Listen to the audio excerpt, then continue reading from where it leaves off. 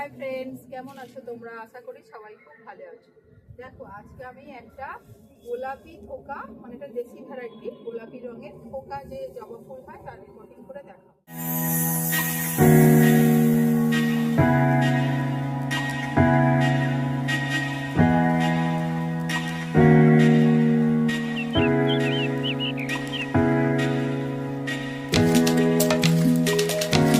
তার জন্য আমি এই গাছটার চারদিক থেকে এই যে মাটি তুলে নিয়েছি, দেখো কতটা গভীর করে মাটিটা তুলে নিয়েছি।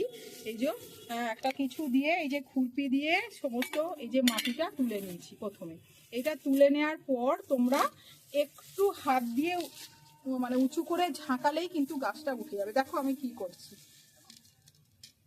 দেখো গাছটা কিন্তু উঠে গেল।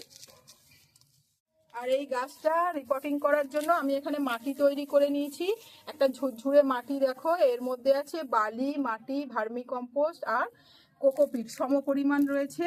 আর এর মধ্যে আমি দিয়েছি ট্রাইকোডার্মা ভিরিডি আর নিমখোল। তো দেখো আমি এখন কি করছি, এই গাছটাকে আস্তে করে শুয়ে নিচ্ছি। দেখো গাছটাকে শুয়ে নিয়েছি, আর এর তলায় যে টঞ্চি বালি ছিল সেটা পরিষ্কার করে এই যে আলাদা করে নিয়েছি। এবার দেখো গাছটাকে এই যে সোজা করছি, মাটিগুলো আমি এইভাবে কেটে নিচ্ছি শিকড় দিয়ে। এটা একটা ধারালো কিছু ছুরি টুরি হলে ভালো হতো, কিন্তু আমার কাছে নেই, তাই দেখো কুরপি দিয়েই আমি কেটে নিচ্ছি। দেখো কেমন সুন্দর করে কাটছি আমি, শিকড়ে পুরো ভরে গেছিল।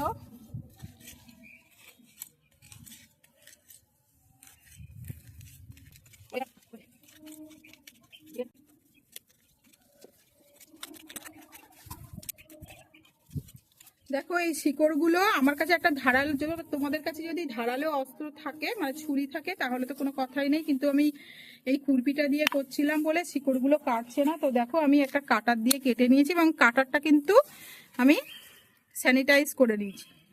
দেখো শিকড়গুলো কেটে দিচ্ছি, তোমরা এগুলো কেটে দেবে, এটা কোনো ভয়ের ব্যাপার নেই কিছু। আবার নতুন শিকড় গজাবে, আবার সুন্দরভাবে হয়ে যাবে সবকিছু।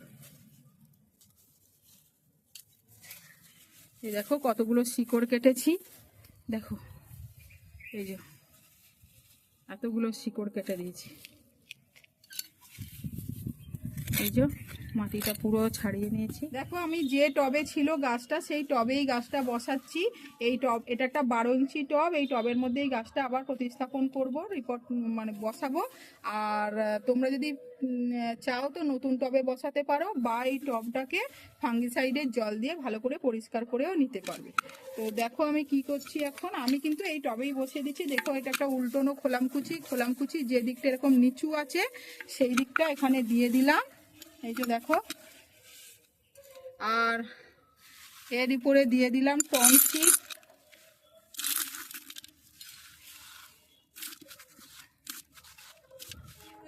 এই টনচিপের উপর দিয়ে দিচ্ছি বালি, আর এই বালির সাথে একটু টনচিপ মিশে গেছে, তো এগুলো আমি এখন এর মধ্যে দিয়ে দিচ্ছি।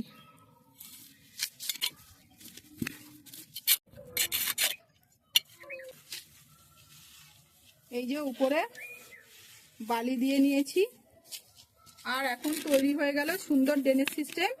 মানে জল এই টবে আর জল জমবে না। আর আমি মাটিও এক ঝুরঝুরে মাটি তৈরি করে নিয়েছি। দেখো ট্রাইকোডার্মা ভিরিডি, এটা হচ্ছে জৈব ফাঙ্গিসাইড। এটা আমি যেখানে যেখানে শিকড় কেটেছি ভালো করে লাগিয়ে দিচ্ছি। এই যে আমি শিকড় কেটেছি এখানে ভালো করে লাগিয়ে দিচ্ছি, হাত দিয়ে বা চামচের সাহায্যে যেভাবে খুশি করতে পারো। চারিদিক দিয়ে কিন্তু এই ট্রাইকোডার্মা ভিরিডিটা আমি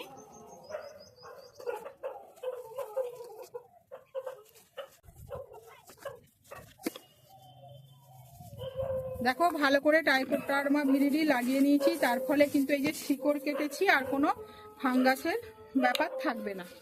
তো দেখো আমি এই টবটা নিয়ে নিলাম, আর টবের মধ্যে কিছুটা মাটি ভরিয়ে নিলাম। এই যে দেখতে পাচ্ছ এতটা মাটি আমি ভরিয়ে নিলাম, নিয়ে গাছটাকে এই যে সোজা করে বসিয়ে দিলাম। এই যে দেখো আমি মাটিটা ভরিয়ে নিচ্ছি,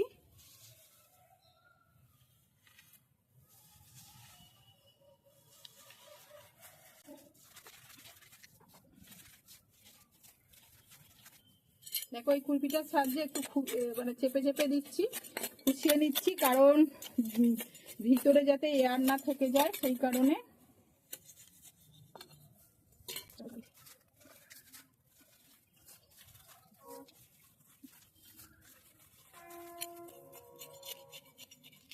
গাছটা একটু খুশিয়ে নিলাম, এটা দিয়ে একটু চেপে চেপে দিচ্ছি যাতে এটা এয়ার না থেকে যায়। আর দেখো এটা একটা মিশ্র সার, এর মধ্যে আছে হাড় গুঁড়ো, শিংকুচি, বাদাম খোল, নিম খোল, সর্ষে খোল, এর মধ্যে সমস্ত কিছু রয়েছে, রক্ত সার। এটা একটা মিশ্র সার। দেখো এটা অনেক দিনের পুরনো সার, একদম পুরো মানে একদম কম্পোজ হয়ে গেছে, পুরো একদম মাটি হয়ে গেছে। তো অনেক দিনের পুরনো সার, প্রায় 5-6 মাস আগে বানানো সার, পুরো মাটি হয়ে গেছে। তো তোমাদের কাছে এরকম থাকলে, আর এটা 1 মাসের পুরনোও তোমরা দিতে পারবে।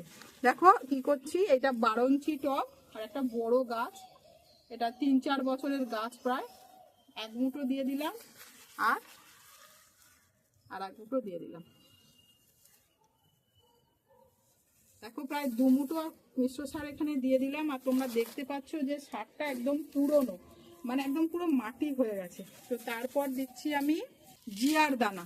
তো এই জিয়ার দানার মধ্যে আছে 17টা উপাদান, মানে গাছের যে 17টা উপাদান লাগে মাইক্রো ম্যাক্রো মিলিয়ে, তো সেই 17টা উপাদান কিন্তু এই জিয়ার দানার মধ্যে আছে। দেখো এই গাছটার জন্য আমি এই বড় চামচের 1 চামচ মতো জিয়ার দানা চারিদিক থেকে দিয়ে দিলাম। এই জিয়ার দানা একটু বেশি কম হলে কিছু যায় আসে না, এতে কোনো ক্ষতিকর কিছু নেই। আর এটা স্লো রিলিজ ফার্টিলাইজার, এটা ধীরে ধীরে ফার্টিলাইজড হয়ে তবে গাছ সেটা গ্রহণ করতে পারবে। তা দেখো তারপরে মাটি দিয়ে, বাদবাকি যে মাটিটুকু আছে সেটা দিয়ে ভরিয়ে দিচ্ছি।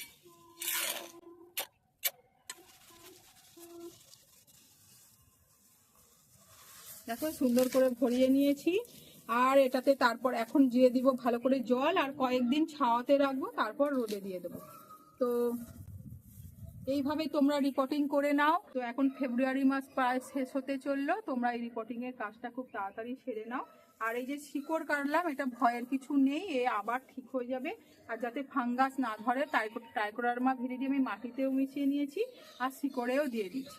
আর দেখো এই গাছটা কিন্তু আমি সঙ্গে সঙ্গে পুনিং করব না, এর 1 সপ্তাহ বাদে কিন্তু আমি এর পুনিং করব। তো সঙ্গে সঙ্গেই পুনিং করে দেয়া যায়, অনেকে করে, তাহলে গাছটা অনেকটা ট্রেসে এসে যাবে, ট্রেস ফিল করবে। তো সেই জন্য আমি এর 1 সপ্তাহ বাদে এটাকে কাটবো।